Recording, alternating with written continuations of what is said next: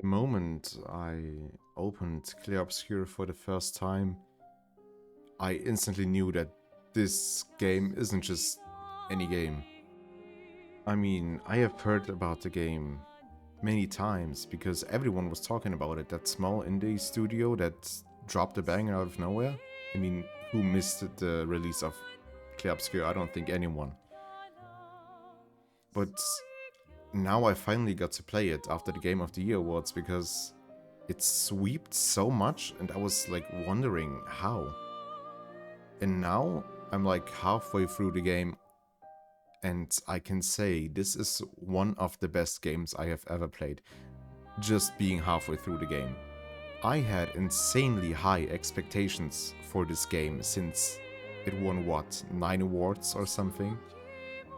And that means something, especially with the correct lineup of games that we had as nominees for this year, like Hollow Knight, Death Stranding, and whatsoever. And somehow it managed to exceed my expectations. I myself am not the biggest fan of turn-based games. I got around to playing some turn-based games like Final Fantasy, the old ones, and the Persona games. They were really fun.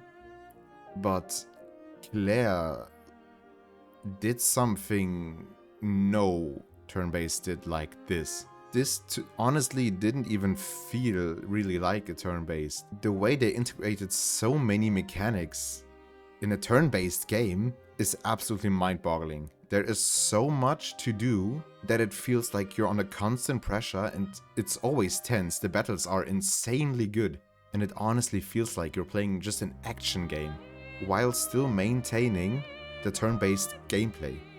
But even apart from the gameplay, everything about this game is phenomenal. The story is insanely interesting and the characters are so well written and the character dynamic, it's just seeing the characters interact with each other is an absolute sight to behold.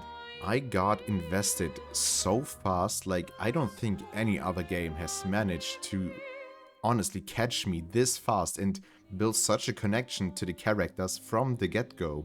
And it only gets more and more and more interesting the deeper you go. For the love of God, don't get me started on the music in this game. I don't even think I'm overplaying it when I say that this game may have the best soundtrack in gaming history. I don't say that lightly because when it comes to music, I am a huge nerd. And something that this game managed to pull off, I still don't understand how, is the soundtrack made me emotional without me playing the game. I listened to the soundtrack before I played the game, and Lumiere made me fucking cry, and it still makes me cry. And while Lumiere is like, in quotation marks, the standout, it isn't really a standout because every track is just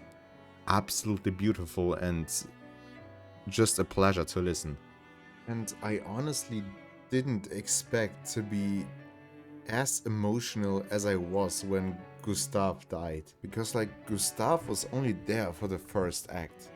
But he was such an enjoyable character, such a nice character, you cannot dislike him basically.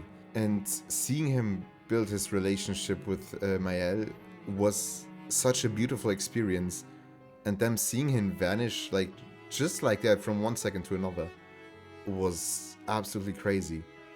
And the scene where they buried Gustav had me absolutely bawling my eyes out like I think I never did in a game. And another thing they managed to pull off, which again, no other game that I have played managed to pull off in the last years, was feel this magical. They managed to create every single area in this game to, first of all, look beautiful as hell. And second of all, feel magical. And you only know what I mean if you played yourself or just look at the areas for a certain amount of time. Because like the beauty behind these areas are just, it's insane. It's finally a game again where I entered the area I stood still and I just appreciated the beauty. I was feeling like I was drawn into the world of Claire, and really I was missing that feeling with games. And Claire doesn't just have beautiful, sad or melancholy themes in its game, it's also, to be honest, one of the funniest games I have played. Like, just the character writing from the gestuals are funny as shit. The dialogue you get between them is it's really entertaining. I really took my time to talk with every single gestual in the gestual village just because they were so funny, and I wasn't bored for a single second talking to them. Like, this was pure entertainment. And not just the gestuals, it's also SKA and Francois. These motherfuckers, I actually laughed my ass off when meeting SK. He's such a cool, nice, and funny character. I absolutely love that, and they managed to pull him off just perfectly. Now, why am I saying all of this? Why am I glazing Clair Obscur this hard? It's really just because of the drama that has been surrounding Claire currently. Because of the Game Awards, that they, for some reason, somehow just don't deserve all the awards, apparently. Even though when the game released, everyone was saying they deserve this and that, and now everybody's changing up because, I don't know, their favorite game didn't win. And if I'm completely honest, this game deserves more than just an award. This game might literally just be under my top 3, if not, like I said, I'm not even completed. I'm still yet like to discover all the secrets and the story behind Verso's story, and he seems like such an interesting character. I can't wait to find out everything about him. And this game already has me by my balls. I still need to figure out who Renoir is and what the paintress is. And the thing I have to say about the Game Awards is, yes, I do absolutely think Clair Obscur deserved everything, every single thing they won, and they deserved even more. And like, to the people saying like in the Player's Voice award, yeah, you can see that the community wasn't for Clair Obscur. Like, that is pure bullshit, because Wuthering Waves and Genshin are gacha games that literally bribe their players to vote for them, so that is rigged as fuck. But I feel like the Game Awards, like, even though I think Clair Obscur deserved every single one, they should maybe put a limit on how many awards you can sweep.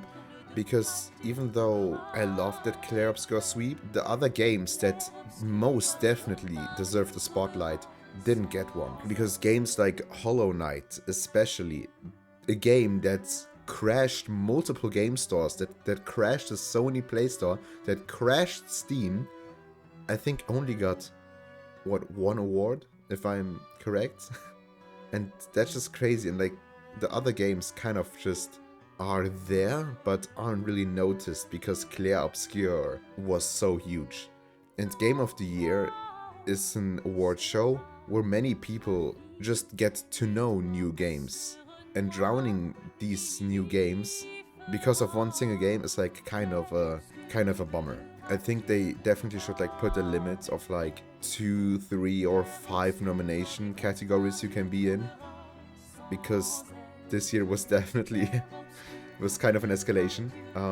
But my point still stands. Clair Obscur deserved everything and more. But I really do understand that other games also should have gotten a spotlight, because this was just extreme. And as a last thing, I just to the people who say that Clair Obscur isn't an indie game, I just want to clarify. What does an indie game mean to you? Does it have to be developed by a single developer with no money in their garage? Because Hades is considered an indie game. It had a budget around 15 million. Baldur's Gate was considered an indie game. It had a budget of I think 110 million, if I'm correct. And if finding your composer through SoundCloud and character, just in general the writers and like your fucking whole staff through Reddit, if that isn't indie enough with a budget of 10 million, then I don't know what is. The game consists of, I think 30 developers, was it? Or like just 30 staff members in general. And I don't know how you can get more indie when you pump out a game like this. Clair Obscur is such an important game, just as a message to the AAA developers. It's just a huge and immense fucking middle finger. Because when you see like games like Borderlands 4, I think had the budget from around 300 million. We could have gotten 30 Clair Obscurs by Sandfall Interactive. You just need to think about that. And Clair Obscur is just a sign of what you can do when you have the passion for games and aren't just like a corporate slop developer. They delivered a finished game with a beautiful story with it's just a masterpiece. And this is what passion can bring out, and this is what gaming is about. So Clair Obscur isn't just any good game, it's an important message to the gaming world.